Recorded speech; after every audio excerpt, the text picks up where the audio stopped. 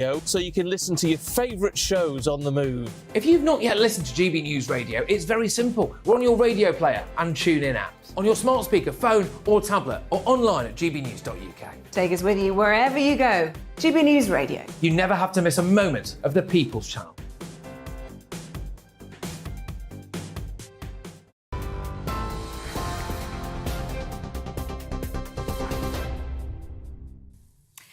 Good evening, I'm Tatiana Sanchez in the GB newsroom. A series of fresh walkouts have been announced by the Unite union as the bitter dispute over pay and staffing continues. They're set to walk out for a further 10 days. The workers across England, Wales and Northern Ireland joined 10,000 ambulance staff with the GMB union and the Royal College of Nursing on the 6th of February. Downing Street says it's disappointed, but they're open to further discussions. Unite's ambulance workers are already set to walk out next Monday. Meanwhile, the National Education Union says teachers across England and Wales will go ahead with planned strikes from February the 1st for 7 days.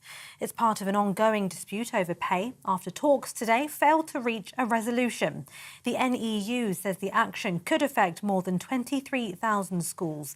The strike coincides with walkouts by staff at universities, train drivers and 100,000 civil servants. Ukraine's Volodymyr Zelensky has been holding talks with 50 Western nations and Germany today to garner further support in their fight against Russia. Kyiv have requested 300 tanks. The US announced a further £2 billion worth of support for Ukraine, while the UK says it will provide 14 Challenger tanks. Meanwhile, Germany have yet to make a decision on whether they will send tanks to the war-torn country. The head of NATO's military committee, Admiral Rob Bauer, says countries must make their own decision on giving tanks to Ukraine. The Met Police Commissioner Sir Mark Rowley has promised a thorough review of the force's culture and standards in an effort to root out corrupt officers such as former officer David Carrick. Mr Rowley said the next 2 years are critical to achieving our goals, including assurances such as investing in diversity to become an anti-racist organisation. Meanwhile, the National Police Chiefs Council are urging police chiefs across England and Wales to have all officers checked against national databases by the end of March. It comes in the wake of the crimes committed by former police officer Carrick, who admitted to 49 criminal charges, including 24 counts of rape. Counter-terrorism police say the 27-year-old man held over a security scare at St James's Hospital in Leeds earlier today has been rearrested on suspicion of preparing acts of terrorism. He was found in possession of a suspected firearm and a suspicious device in the hospital grounds this morning. Emergency services, including a bomb disposal unit, were called to the maternity wing. The cordon at the scene has been lifted, but police are continuing to search the premises. And the Prime Minister has been given a fixed penalty notice by Lancashire Police for failing to wear a seatbelt whilst in the back of a moving car. The Prime Minister was filming a social media clip on his way to yesterday's Levelling Up announcement in the North West. He's already apologised, with his spokesman saying he made an error of judgment. In a statement this evening, Downing Street says Mr Sunak will comply with the fine. That could be up to £500. TV, online and DAB Plus radio, this is GB News. Now it's over to headliners.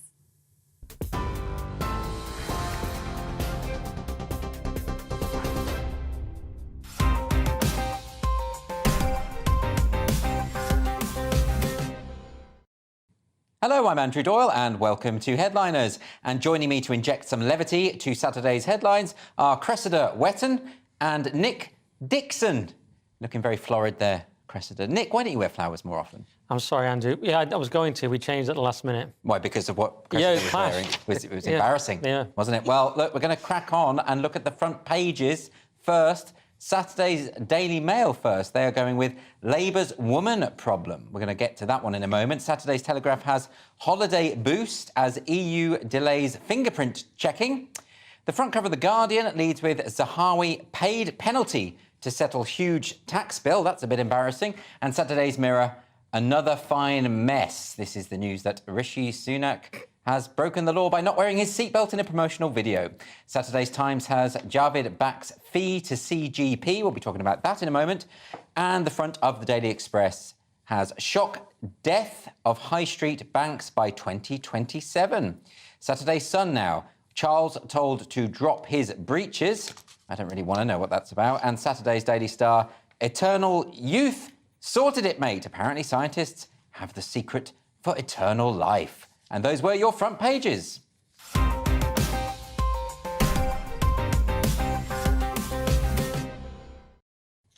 we're going to start the show with the front page of The Mirror. Nick, what have they gone with?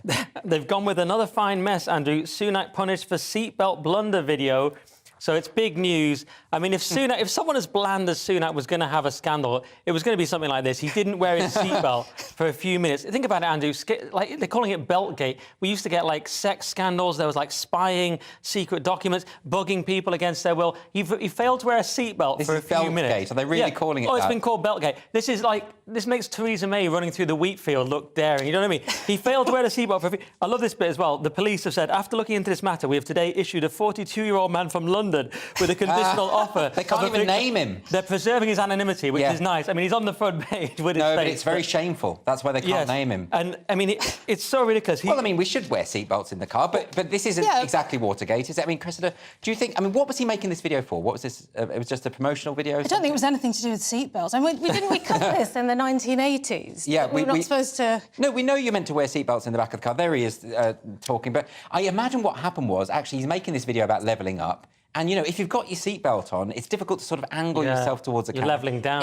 You're levelling down. So it was a logistical thing more than anything. I mean, I think that's fair enough. No, don't worry, Andy. He has clarified that the Prime Minister believes everyone should wear a seatbelt. Good. And I love the way Labour have pounced on this like it's a political victory. They're saying, like, his debit card trains... They're saying all these things he's done. It says, the list is growing every day and it's making for endless painful viewing. Is it endless painful viewing, really? I mean, I do reiterate that I think you absolutely should wear a seatbelt, but the fact that... I'm surprised they're not calling for him to step down and saying he's not fit to hold office. Well, yes, let's wait and see what happens next. I mean, maybe...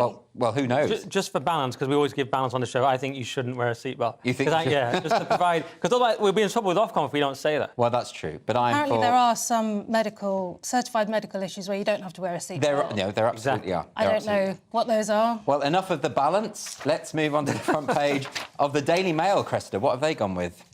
Well, we've got Penny Lancaster there. She's enjoying Happy Valley's no-nonsense cop. But the main story is Labour's woman problem. OK, explain to me. Well, I don't know if you've seen the clip, but Rosie Duffield dramatically declared that the opposition has a woman problem and admitted she would struggle to tell voters that it was not sexist. So this is that they were having the debate in Parliament over Scotland's gender reform bill, and whenever women were making the case that their single-sex spaces are important for women's rights, some men in the Labour Party were jeering at them or shouting them down, actually, and behaving quite badly. I mean, this guy, Lloyd Russell Moyle, was particularly grotesque. He went puce. Yeah, I don't know. Well, yes. I mean, he was absolutely furious. And, of course, she's making the point that this reminds her of being in an abusive relationship. Yes.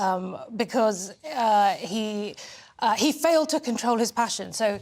the argument is that she's made him lose her temper, and she's saying, this makes me feel like I'm back in an abusive relationship. So it's the old "look what you made me do" kind of thing that abusers say. But she's got a point, because, you know, it's not that long ago that she couldn't go to the Labour Party conference because of threats to her. And the thing about this is there has been nothing but silence from the higher echelons of the Labour Party. And surely, when a member of the party, a prominent female politician, is being threatened, Starmer should be saying, no, that is not acceptable. Absolutely. And similarly in Parliament, Nick, this is outrageous behaviour for parliamentarians. It's like a bunch of teenagers have sort of gone into the House of Commons and they're suddenly taking over. It's grotesque, and it's actually even worse than you said, because what this Russell Moyle idiot did, he actually moved across the chamber to sit deliberately near her to sort of stare at her. I'm not sure if he did that with her or Miriam Cates or both. But, you know, he was having to go at Miriam Cates as well. So it was totally appalling. Yeah, and he said, I failed to control my passions, which was a pathetic excuse. Starmer's done nothing about it. She's written this brilliant piece in Unheard. She's had no support from the Labour Party. And it's all started, let's remember, with Rosie Duffield, which she covers in the piece,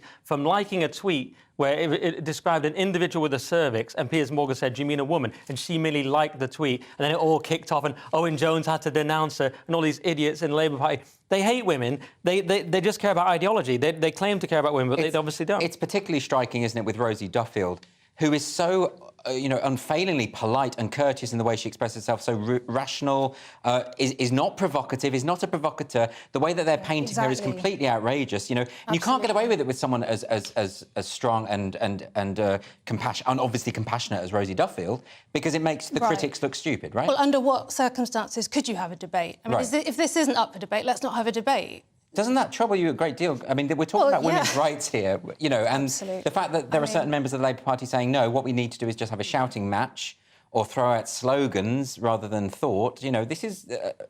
and yet Labour will win next time, and this is going to escalate, right? Right. Yeah. Right. And by the way, I'm meant to sit here. I haven't moved over just to intimidate Cressida. This is how it works on this show. Intimidate me, darling. I don't think you will, Nick. And let's move on to the front page now of The Times.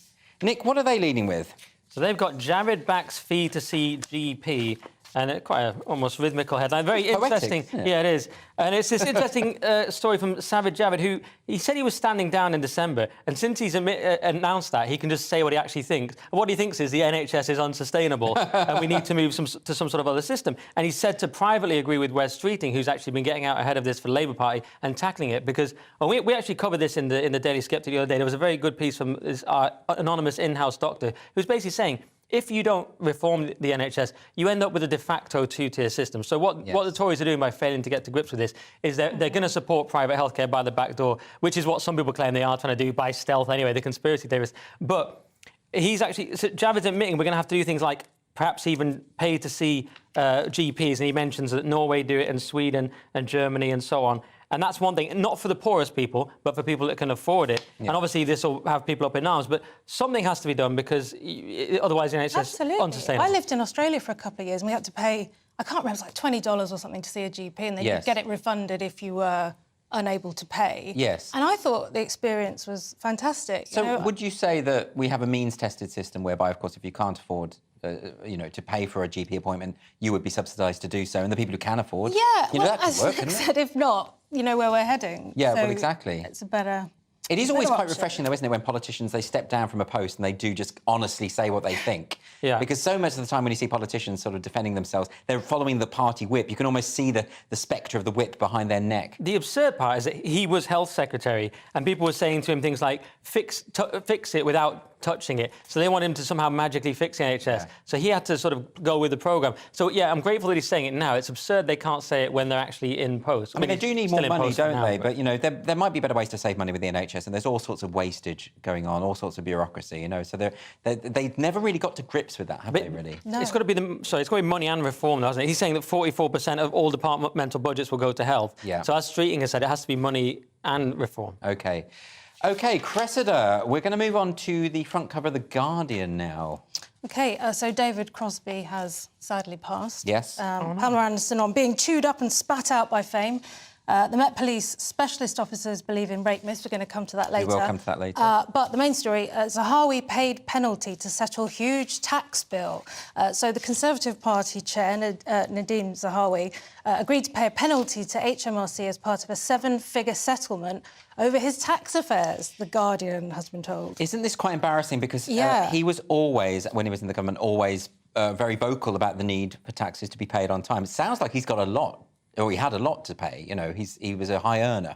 Yeah, well, they're talking about an estimated £5 million. That would make him quite a high earner, right? That's quite a lot, isn't it? How does this work, though? Because, I mean, don't you just, if you're that rich, don't you just have an accountant that takes care of everything? How do you possibly miss a tax bill? Well, I wouldn't know. That's a very good question. Yeah. Are you not a multi-million earner? It's no comment on the fees at GBNews, but no, that's a little bit out of my range. Very passive-aggressive. Nick, what do you make of this? Well, you're saying it's embarrassing, Andrew. I mean, it says here it would be hugely embarrassing given his previous role as Chancellor. But you have to remember, he was only Chancellor for 63 days, so it's not that embarrassing because he was barely Chancellor, Andrew. So, he's going to have... his tax is a bit dodgy, but, he was barely in the job. And then Kwasi Kwarteng was in the job for even less. 30 days. So we could probably forgive even... No, 38 days. 38 days? Yeah. I mean, well, 30 is the lowest, but that's a guy that died. Yes. Right, we're going to move on now to the front cover of The Star. Nick, what has The Star got today? It's a big one, and it's Eternal Youth. Sorted it, mate. Eggheads reverse ageing with sound therapy.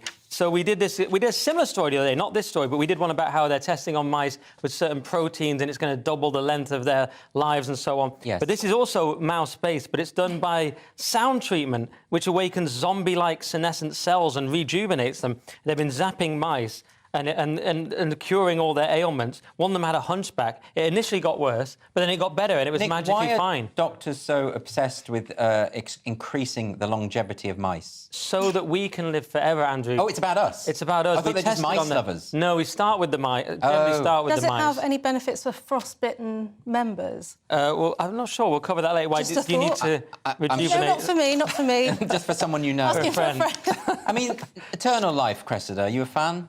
Absolutely not. No. No. No? No. Why not? Do you hate your life?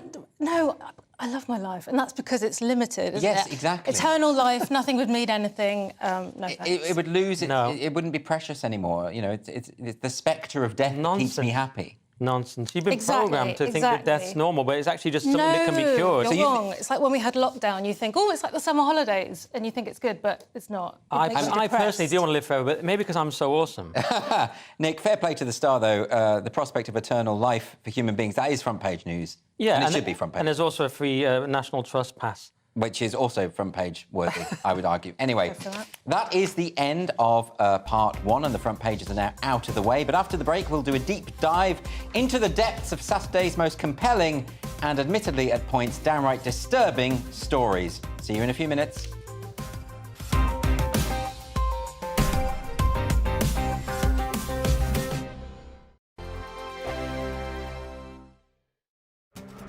This year on GB News, we've got brand new members in the family.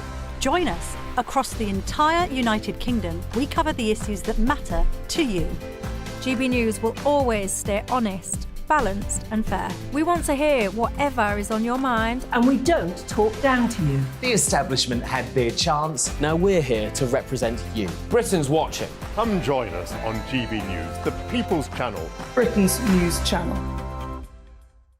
Monday to Thursday, 9 p.m. till 11 p.m. Join me, Dan Wootton. I'll bring you the sharpest takes and hottest debates. Do you not believe in prison? I don't believe in prison. I'm completely stunned. I guarantee you there'll be no spin, no bias, no censorship. I actually was personally quite offended by it. And no reason to go to bed. So I guess they've always been quite woke. That's Dan Wootton tonight on TV, radio and online. Monday to Thursday from 9 p.m. till 11 p.m. on GB News. The People's Channel, Britain's news channel. We are GB News, and we'd like to say thank you to each and every one of you for bringing us your conversations, for helping our great nation find its voice. We are here for you on radio, television, and online, across England, Scotland, Wales, and Northern Ireland. It's not the BBC, you actually get your facts right. We are proud to be GB News, the People's Channel, Britain's news channel. I'm Mark White. As GB News Home and Security Editor, I cover those key issues that are so important to you. Our authorities, our communities doing all they can to combat violent crime. With the public services under unbearable strain, why are we still failing to control our borders? Defence, the first priority of any government, has been continually hollowed out. Can we trust our politicians to protect the armed forces? Join me, Mark White, on GB News.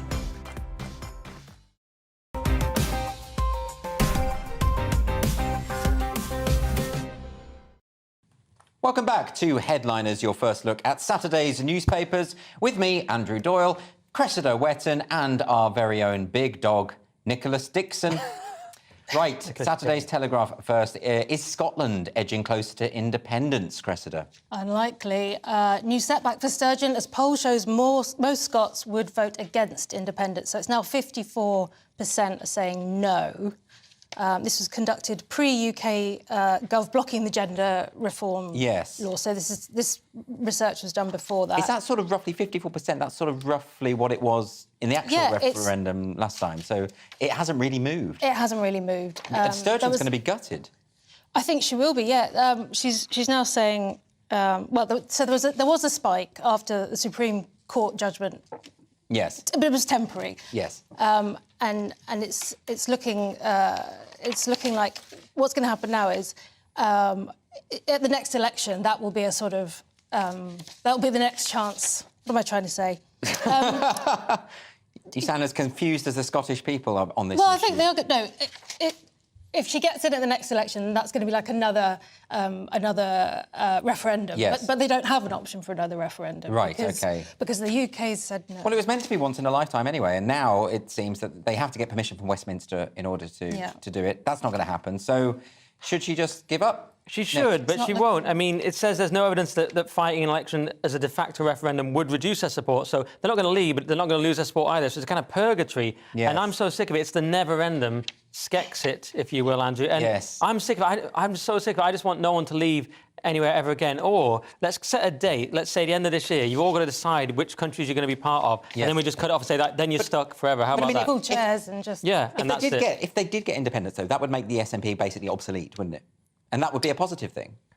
Given that they're so authoritarian. That's true. Yeah, so, you know, silver linings. That's what I'm trying to find there. Anyway, we're going to move on now to this next story, which is in Saturday's Times. And another blow in gay marriages, Nick. 2 gay marriages, sorry. Yes. Well, not really. I mean, it's Archbishop of Canterbury will not bless gay marriages in church because, of course, Welby has to be very careful. He's basically said he's really pleased that priests would now be allowed to offer God's blessings to gay couples, but he himself wouldn't be able to do so because, of course, he's got the Anglican Communion, which is a Commonwealth-style body comprising of 43, independent Anglican churches, so he's got to be so careful. Basically, Andrew, he said that he will be extremely joyful, but couldn't possibly do it. It's a dog whistle, essentially. We don't hear about Church of England dog whistles that much. What's this dog whistling to, then? He's saying that he wants to do gay marriage, but he basically can't because his hands are tied. So then by saying that, he's kind of scuppering his own point, isn't he? Because if he's a unity individual and if he's got to keep all the various churches around the world on board, many of whom are very antagonistic to the idea of gay relationships, then why would he admit it? Well, it's a sort of wink. He says, I will be extremely joyfully celebratory of these new resources, but will not personally use them in order to not compromise the pastoral care of the whole community. So he's basically saying, I really support it, but I don't support exactly. it. Yeah, right. Total fence sitting. So, Cressida, what is he meant to do, though? I mean, he is in a difficult position in a way, isn't he? Because he's in a sort of community which is quite progressive when it comes to gay rights. Yeah. There are certain countries around the world which are where the Anglican Church is prominent, which are very much not. How does he tread that line? Well, I think he's doing it, isn't he? Exactly as you said, it's a wink. He's saying both things at once. But it sounds like there's already a lot of... I don't think he's going to do it anytime soon, but surely eventually this will move, won't it? But on the other hand, like gay marriage, I mean... Like, obviously, I think gay marriage, if the state is offering marriage, it should offer it to gay people and straight people. That's a no-brainer. Yes. But religious ceremony, like religious groups who don't believe in gay marriage? Because over so much has changed. We didn't have female priests until 92, bishops in 2014, females. So, and this article gives some of the fantastic things that have changed. There was a time when you weren't allowed to plant 2 different seed types in the same field. There's all these ancient... Well, that's very sensible. Is it? From an agricultural point of view, yeah. It's not currently... The point is that... So they're ruining farming. We didn't used to have divorce, and now we've got divorce and all kinds of farming. Well, what about the Catholic Church, though? The Catholic Church doesn't have divorce. Yes, you can get an annulment, but that's quite a process. It doesn't have female priests, certainly doesn't have gay marriage. But isn't the appeal of the Catholic, the enduring appeal, the fact that it's old-fashioned and traditionalist? Well, I guess... So are you saying that people will come over from Catholicism? They'll swap? Well, they did when the Church of England said that they were letting women priests in. A lot of those priests from the Anglican Church became Catholic priests. They defected. And I just wonder whether, if you're this kind of progressive and you want gay marriage and you want more... Why not just leave the church? Set up your own church? Yeah. What do you think? You end up progressing so far, you progress into nothing. I mean, what I want to know, Andrew, is as a gay Catholic, what do you think about gay marriage in the church? You've got one foot in both camps. Well, but I've no interest in getting married. You've got the question. Under the state or the church? Like that. Well, no, it's not ducking the question. I think, like I say, gay marriage on a civil basis is a no-brainer and should absolutely, I support it 100%. Yeah. But I just don't understand why... Why make the church? There's a lady in here who's talking about her whole family have got married in the same church. She's gay, and now she can't marry her... Well, she's got a wife, but she couldn't marry her in the church. Yes. It's a bit sad, isn't it? Well, yeah, I think... The both of you are trying to imply that I'm deeply homophobic. No, I'm not trying to do that. I agree with you, but I was trying to not get myself into trouble once and just landing on you. Basically, the church is being it's being reformed into the dust. It's going to be so woke as to be pointless, as you say. So if you have no rules at all, what's the point of a church? Very interesting. OK, we're going to... important story now from Saturday's Guardian, Cressida. What's this one about? Yeah, police investigating rape claims in England believe victim-blaming myths, study finds. So the Guardian are telling us that people dealing with rape in the police force Yes. believe in what are called rape myths. Yes, and of course this comes off the back of the David Carrick case, where it's found that this police officer was waging a campaign of terror against women for 2 decades. And of course, this isn't the first time that they have found not just misogynists within the ranks of the police, but sexual criminals. Yes, I agree with that. But I mean, this idea that Carrick sort of is representative of rape culture. Like, Carrick's not culture. He's a bad guy. I mean, if I worked for the police, I'd be horrified if people thought that, you know, he's... You're saying it's not a systemic thing. You think it's more about... I don't know. I mean, they're arguing that it is systemic. Yes. But I would argue that using Carrick, he's so anomalous, you would hope. I mean, basically what they're saying is that too many people in the police force they believe these rape myths, so they're asking women questions about themselves. The implication is that they're trying to find out what their part in their own rape was. OK. And I'm just saying that's not the same thing as Carrick. He's barbaric and awful.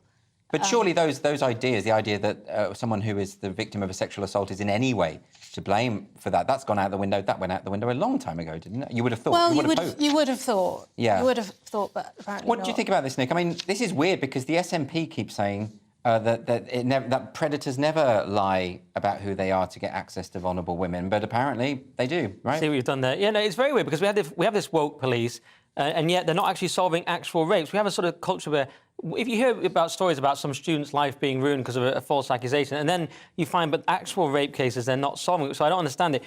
And if you believe this premise, which may well be true, they don't believe them because of certain factors, one of which, for example, is repeat and multiple allegations. So as a layman, you might go, yeah, OK, if someone's just repeatedly making an allegation, maybe that is questionable. But then again, you think of the grooming gangs where women were being systemically abused on an ongoing basis. That's why they kept making allegations, because it was true. And so you go, well, why aren't they doing anything about it? But as it's The Guardian, I'm never sure. You know, but if it sounds like they're not solving rape cases, so they need to do better, basically. Not good. OK, we're going to move on now to The Guardian and a topic that you have contractually stipulated we must include once per show, Nick. This is Donald Trump. You say that, but I don't really care about this one. This is Trump and lawyer ordered to pay $1 million for bringing frivolous lawsuit against Hillary Clinton. They're accusing him of kind of vexatious litigation where you're just doing it to mess with people. It's basically lawfare, probably on both sides, because this is a Bill Clinton-appointed district judge, Donald Middlebrooks, who's said this. And once Trump found out he was involved, he said, let's just drop it. But his lawyer persuaded him to carry on. But, you know, it's just some sort of nonsense between Trump and he's trying to get Hillary in trouble and they're hitting back. The part that Trump would love, though, is that they said, and this is the opposition saying this, but they said Trump is a prolific and sophisticated litigant who's repeatedly using the courts to seek revenge on political adversaries. He is the mastermind of strategic abuse of the judicial process. He'll just be thinking, that's awesome. Yeah, he'll take those as compliments. But very soothing, isn't it? There is an issue here, though, isn't there, Chris? The fact that, you know, we do have this situation where oftentimes people do use the courts to push their political ends. Yeah, and I mean, it's perfect theatre for Trump, isn't it? Yeah. It's just up his street. So, yes. I mean, it's just constantly wasting the time of the courts. I don't think it's good. We've had it over here with Gina Miller and Brexit. You know, it's just, you know, trying to use courts, waste court time to try and... because things didn't go your way. And Trump, I'm afraid, has been doing that. Yeah, but to be fair to Trump, and I always like to be fair to Trump, there's this massive story about, the documents. And then we find that Biden's got sensitive documents and that's just all fine. Well, I don't think it is considered fine. He's handed it all over, and you know they're going to fully cooperate with the investigation and all the rest of it. The point about that is that's what you're meant to do. If apparently it's really common that politicians take home top secret documents, but apparently what you're meant to do is say, oh my goodness, I shouldn't have had that. Here you go, I will fully cooperate. But Trump didn't do that. He obfuscated for over a year, and that's the. You're meant to shred them and put them in the toilet. You're meant to shred them. Whatever they accuse. That's what you're meant to do. Great advice there from Nick. OK, that is it for part 2. But after the break, what's causing Elizabeth Arden cream to engorge in demand? Why 9 in 10 dentists hate Instagram smiles? And artists declare war on our AI overlords. See you in a couple of minutes.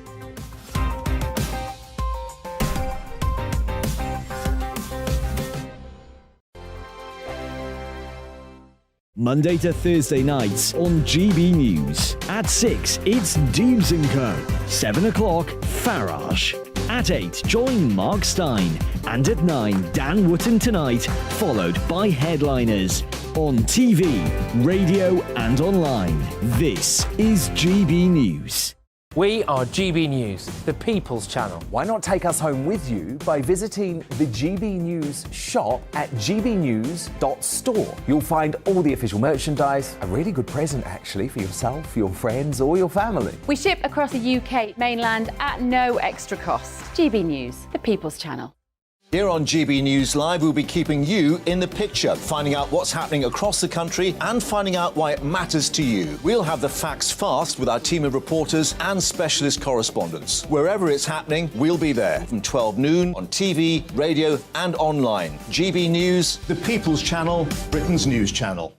Monday to Thursday on GB News, it's Bev Turner Today from 10 a.m. We're going to be here for you, our GB News family, to keep you up to date, but also make you smile. The guy went from puberty to adultery. And I can't wait to bring a few of my own opinions. I have no time for cultural totalitarianism. We'll engage in passionate, but always polite debate, with your thoughts and opinions at the centre of it all. Only on GB News, the People's Channel, Britain's news channel. Hi there, it's Stephen and Anne. At breakfast from 6 a.m, you'll always be caught up with everything you need to know, the latest headlines, opinions and debates. We'll bring you the good news and the bad, but most of all, we're here for you. Remember, send in your views and let us know what you would like us to talk about.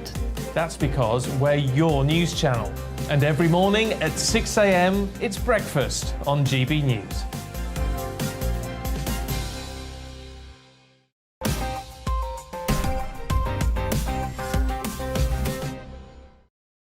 Welcome back to Headliners, your first look at Saturday's newspapers. Let's get straight to it with the Telegraph and some very popular multi-purpose cream. Multi-purpose indeed. Sales of Elizabeth Arden's 8-hour cream have surged after Prince Harry revealed that he used it to treat his frost-nipped penis. Boots are doing really well out of this. They're 20... Do you think this was like product placement in the autobiography? Maybe it was. They paid for that. I just wonder because, it's clearly the sales are surging. Yeah. And it's clearly an effective cream for that treatment. I wouldn't know, but... Well, apparently, but it's not... It doesn't fit their marketing, does it? It's not really... Really? The aesthetic of their website is... They must love it that Royal is using their product. Yeah. Yeah, the tagline is, brings back your dead mum. Like, it's... Well, that's what he said in the book. He said that when he was applying the cream down there... We've all heard he sensed the presence of his dead mother. It was like because she used to use it on her lips. Well, he did, but it was because his friend told him to use it. It was his friend's advice. Yes. And he said, my mum used that on her lips and you want me to put it there on my todger. So he wasn't pleased about it, but he did it. No, but the narrative of the book makes it seem... It's horrible. The way the ghostwriters phrased it is truly disturbing. But it just shows there's no publicity, it's bad publicity, because it's actually led to more sales. After hearing that clip, I never want to even see this cream in my life. I wouldn't want to put it on my face. It just sort of... No. But on the other hand, it does sort of introduce kind of an interesting Freudian aspect to the book, which I suppose, if they're going for psychological depth, was that what they were going for? Or is it just oversharing, I suppose, would be the phrase? It was both. It was disturbing psychological depth and oversharing. I'm not sure Harry understood what was happening. I think he just reads the book. I probably just reads out whatever the writer told him to read. OK, let's look at this from The Guardian. Now, toxic work environments. Does that sound familiar, Nick? It does, sadly, Andrew, and I've sent an email to HR about you, but extreme suffering central to culture of elite kitchens. And, of course, my dad is a chef, and his kitchen was very small and very nice and everything, but some of these big kitchens are absolutely mental. And what people are doing, certain chefs, they're putting their hands into, like, boiling breadcrumbs, and you put them in there as long as you can, and then... Why?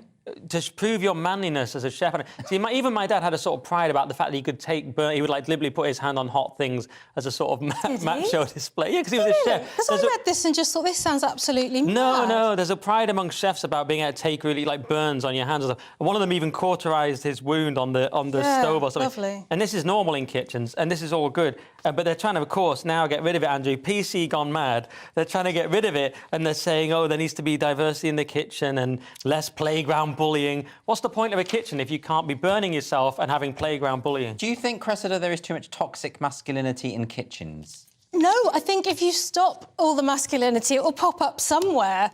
This and do you think the food needs the toxic masculinity? Maybe that's what creates the food. I don't know about that, but I had some student-y jobs in kitchens. Yes. I remember the atmosphere. It was quite scary. I remember being a waitress and having to go in once and ask this chef, this guy from Northern Ireland, if somebody could have extra cheese or something. And he went, "Get out of my kitchen, Chris!" And I remember that atmosphere. But that is the thing. I mean, I was a waiter.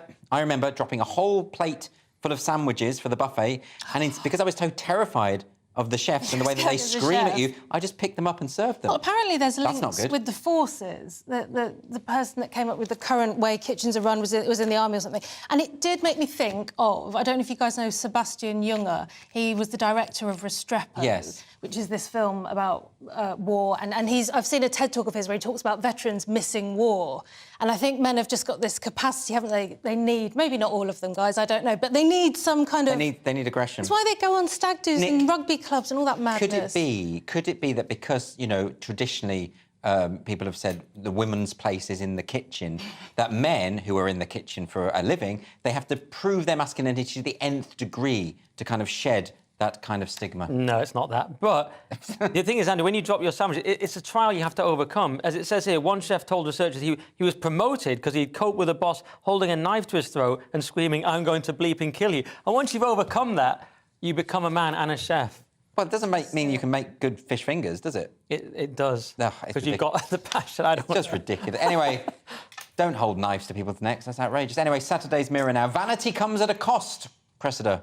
Yes, people are being left with permanent damage to their teeth amid a high demand for clear braces, dentists have warned. So we've all seen the adverts for these products. Yes. What are they called? Well, they straighten your teeth out, don't they? Smile Direct. But you can't see the brace. Yeah, the idea is it's a plastic, a clear plastic, like a rugby tooth But I've guard known thing. a number of people who've had this done and it hasn't caused any problems at Well- all. But is that because they went to proper dentists rather Well, that than probably helped. the No, but online thing? It looks like the majority of people have been fine. It does. I mean, the company have come back and said, hey, most people get on with these fine. Yeah. It's supposed to be quite gentle because it slowly moves. Yes, the it's very teeth. gradual. I mean, I remember having braces and it was extremely painful. Did you have braces? Yeah, horrible. horrible. And this guy, this chap they're quoting in the article, is complaining that he can't bite an apple.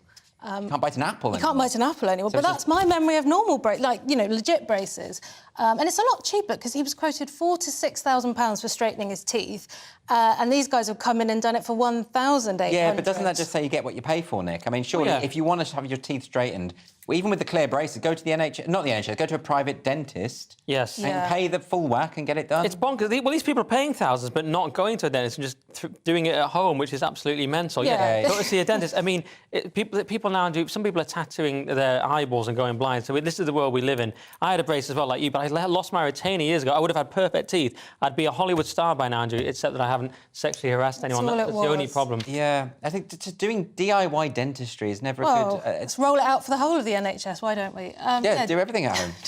You remove your own, what's it called, appendix? No, don't do that. That's a really bad idea. For balance, I have to say do. Yeah. We're going to move on now to one of your favourite topics again from Saturday's Telegraph, AI. Yes, artists go to war with AI creators like ChatGPT, and mainly it's Nick Cave. I'm a big fan of Nick Cave, and he's annoyed that this ChatGPT has tried to recreate one of his songs, but he claims it's kind of missed the essence of it. He says songs arise out of suffering, and as far as I know, algorithms don't feel. He also says ChatGPT has no inner being. It has been nowhere. It has endured nothing. Yes. Although he did concede that he liked one of the lines, because it's not that hard to write a fake Nick Cave song. It's a love song about God and death and blood, and it's pretty easy.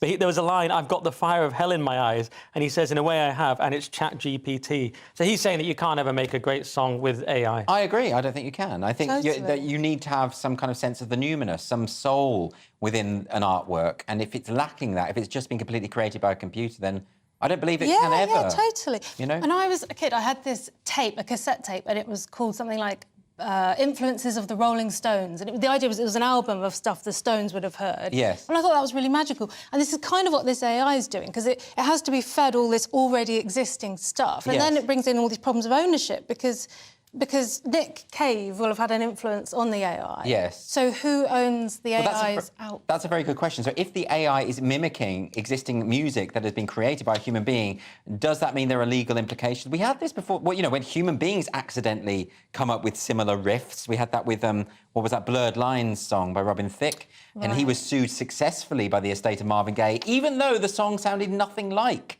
the other song. Tom Petty sued Sam Smith. But they were the same song. Yeah, that's quite funny when Sam Smith loses stuff. But yeah, but they were basically the same song. I mean, that's. You know. Well, can you really own 3 notes like that? I'm not quite sure. Well, apparently you can. Apparently you can. Yeah. Anyway. But why any of it? It's not like we've got so much work. Well, this is my point, Krista. Let's just stop encouraging computers to take over the world. Can we just stop doing it? Because every time we talk about an AI story on this, everyone's like, oh, isn't it wonderful, all the technology? No, I think it's horrible. It is the valley of death that we are traversing. No, thank you. Yeah. Anyway, we're going to move on now to ominous tech news. This is in the Times, Cressida. Google, the Google owner Alphabet are going to axe 12,000 jobs in the latest round of layoffs. What's Alphabet? They own Google. Oh, they own Google? Yeah. And there's always a bigger parent company, isn't there? It's really I know. scary. It's not the same thought. Isn't Google big enough? Yeah, right. I thought Google was the new god anyway. It's a difficult decision to set us up for the future. The problem is they took on a lot of staff when we were having lockdowns because there was more...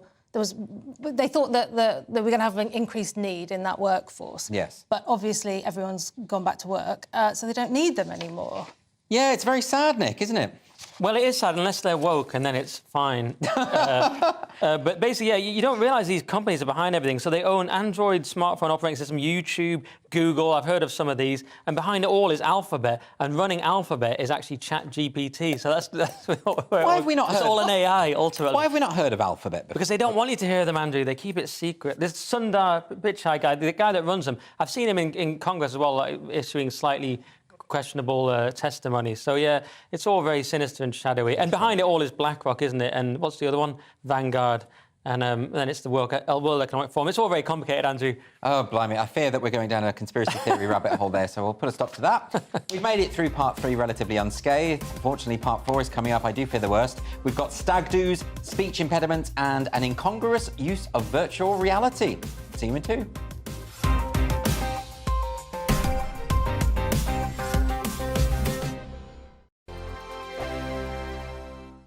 Every morning from 6 o'clock, we'll wake you up with GB News Breakfast with all the stories you didn't know from the night before. So whether it's serious news, entertainment, or your own views from all over our great nation, we're here to kick off your day with a smile. The national media should be reflecting and reporting what's happening here. You will notice the northwestern accents. Whether you're with us on TV, radio, or online, every morning, it's breakfast from 6 a.m. Hope you can join us. We are GB News, right across the nation. You can get us on television, on radio, on digital. We're absolutely everywhere. Amazing! You see, amazing! You remind me of me in the European Parliament. But here's the most important bit. We are not part of the mainstream establishment. We think and speak just like you do. We are the People's Channel. Magnificent. That's really, really thoughtful. Come and join us on GB News, the People's News Channel. My name's Tom Harwood, and join me 9:30 a.m. every weekday for The Briefing, your one-stop shop for everything you need to know about what's going on in politics today. I wonder if this is a deal that might need to be like the biscuits in this factory, twice baked. Is there not an opportunity here to win out against the extremes? Tom Harwood, GB News. What are you going to do about it? Things should have been done differently, and they certainly are being done differently. Don't miss it. The Briefing with me, Tom Harwood, 9:30 Monday to Friday on GB News. Join me, Nana Akue, Saturday and Sunday afternoons on GB News. Expect fiery debate and passionate discussion as me and my panel tackle some of the biggest topics hitting the headlines. It's a place for everyone's opinion. No one gets cancelled, but no one gets an easy ride. Oh, she's on it today! Be ready for conversations that are fierce, frank, and of course, fun. Every Saturday and Sunday afternoon from 4 p.m. on GB News, the People's Channel.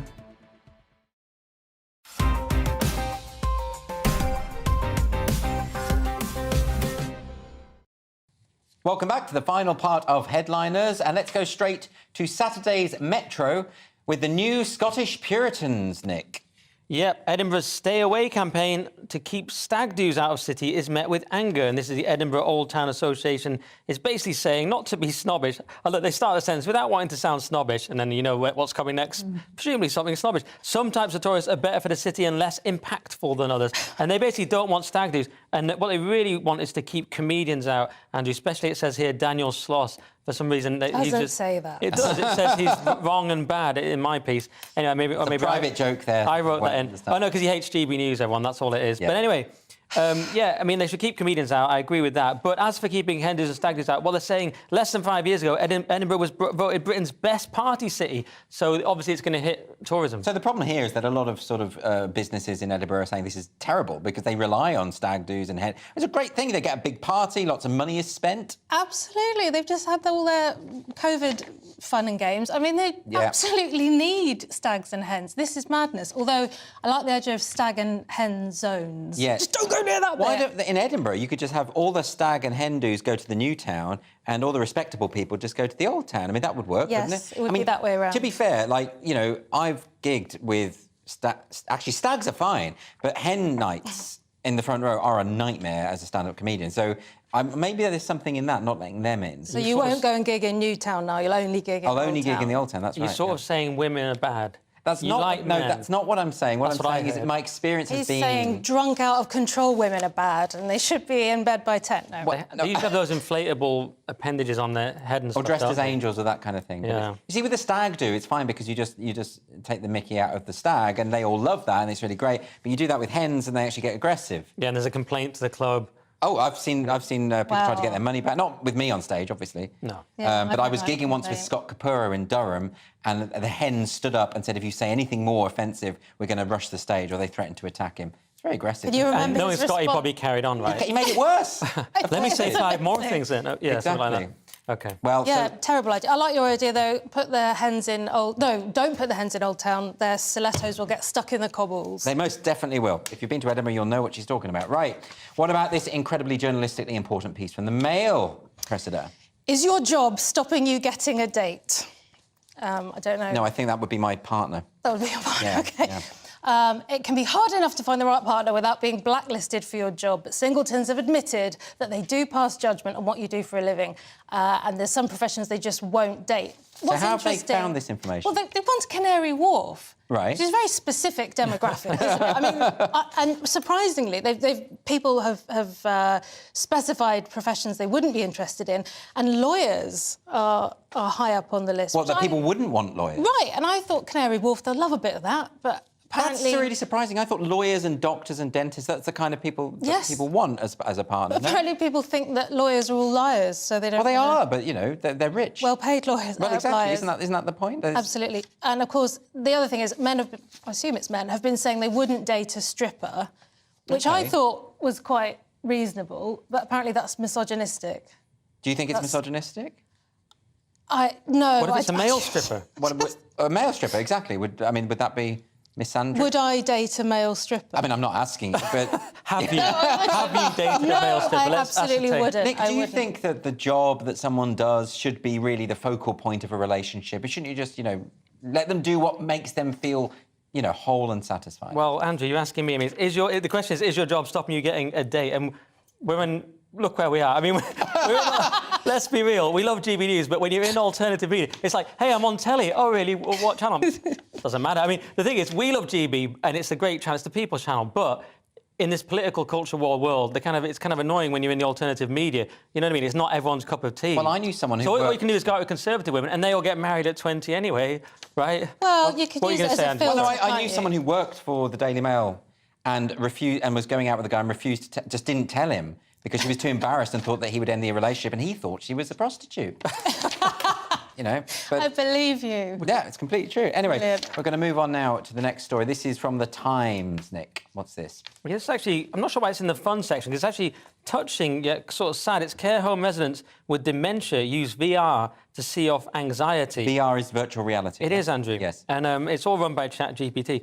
And what they do, they can have reminiscence therapy, which includes things like viewing childhood pictures and listening to favourite music. But you're in the VR, so you actually feel like you're there.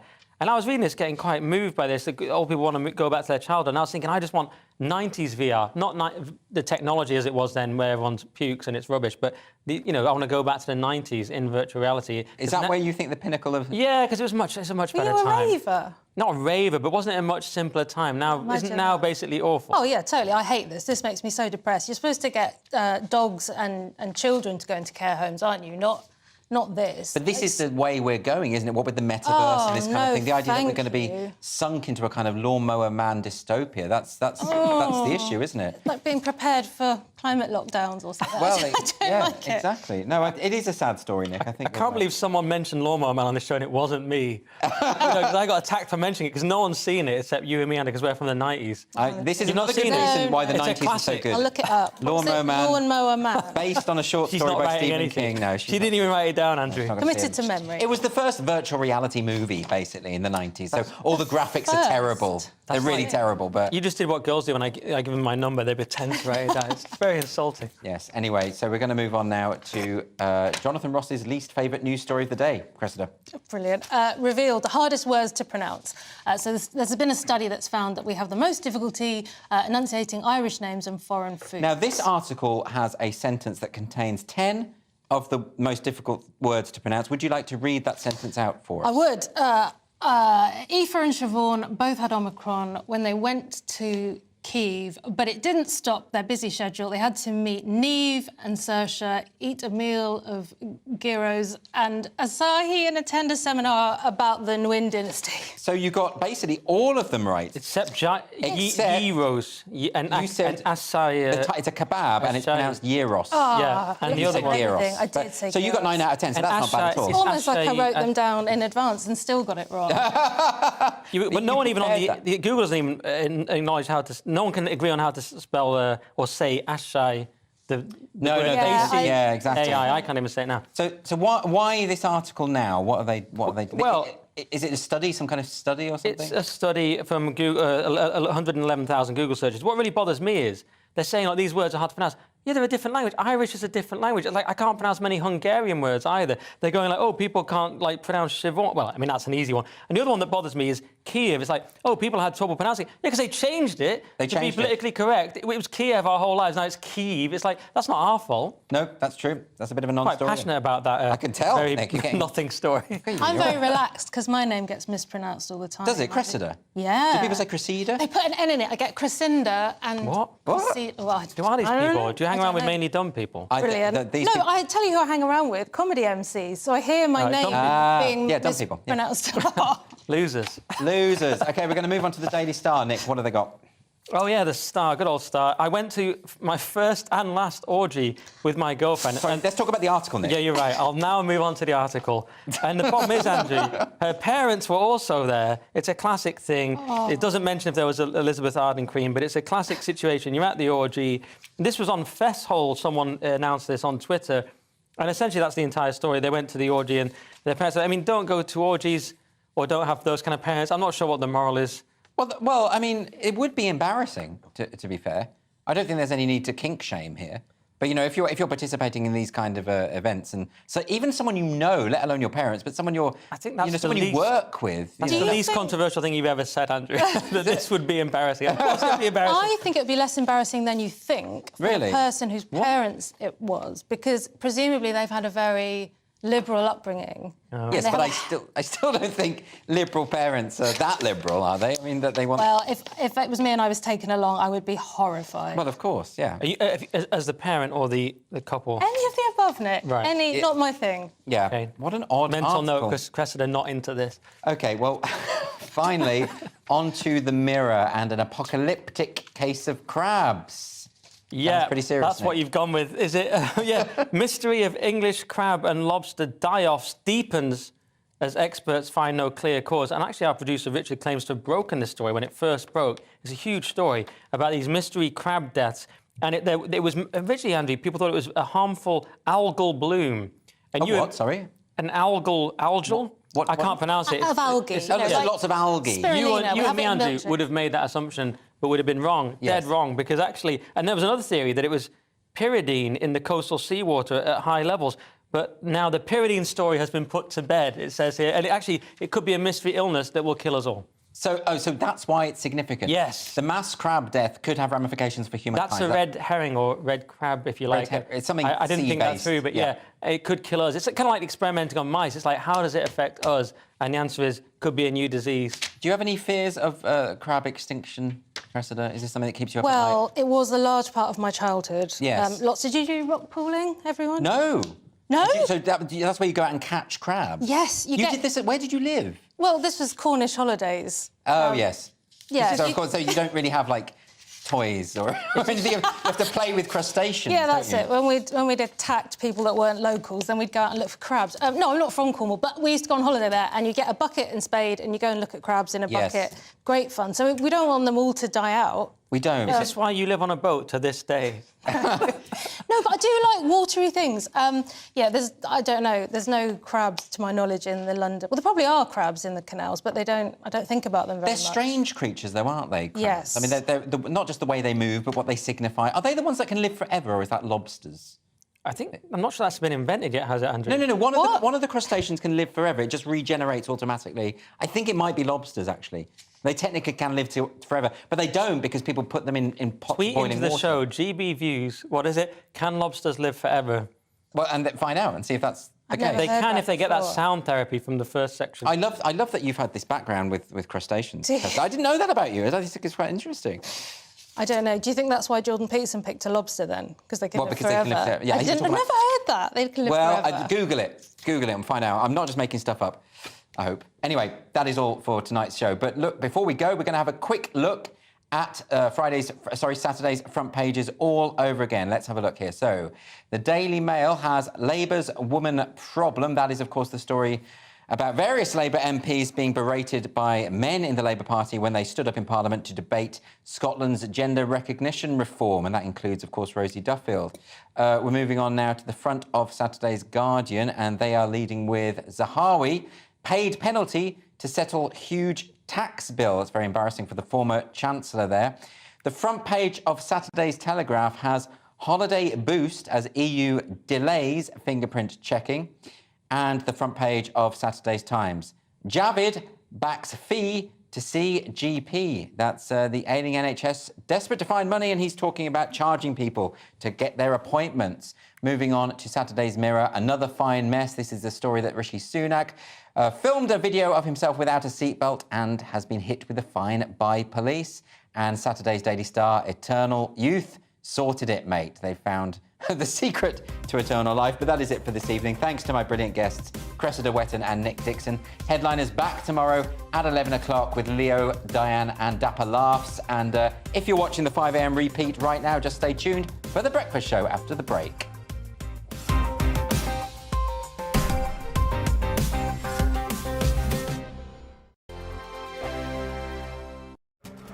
This year on GB News, we've got brand new members in the family. Join us. Across the entire United Kingdom, we cover the issues that matter to you. GB News will always stay honest, balanced and fair. We want to hear whatever is on your mind. And we don't talk down to you. The establishment had their chance. Now we're here to represent you. Britain's watching. Come join us on GB News, the People's Channel. Britain's news channel. Join me, Lawrence Fox, on GB News. Frank, fun, fearless and sometimes serious. Much as I love a Friday night punch-up, what I really want is a battle of ideas. I want to look at things differently.